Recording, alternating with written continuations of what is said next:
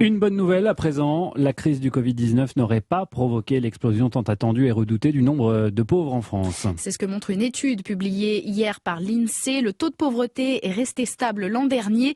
14,6% de la population perçoit moins que le revenu médian, c'est-à-dire 1 102 € par mois. Ça représente un peu plus de 9 millions de personnes.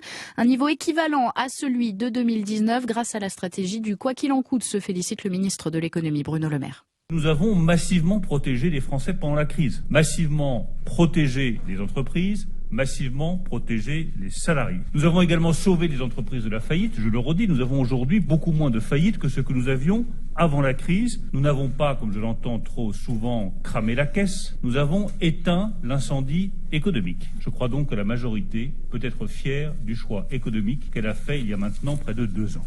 Voilà, mais pour Christophe Robert, délégué général de la Fondation Abbé Pierre, c'est un résultat en trompe-l'œil. Ça veut dire que des mesures de protection ont pu éviter que de nouvelles personnes, de nouvelles familles ne tombent en dessous de ce seuil de pauvreté. Par contre, ça ne dit pas si les personnes qui étaient déjà en situation de pauvreté ne se sont pas enfoncées davantage. Il dit juste il y a tant de personnes en dessous du seuil de pauvreté.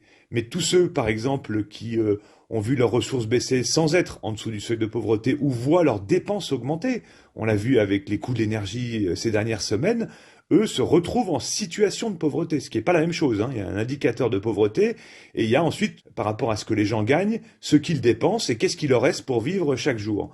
Et là, cet indicateur ne donne pas d'informations. Pour le directeur général de l'INSEE, les mesures du gouvernement ont permis d'éviter à 400 000 Français de basculer dans la pauvreté.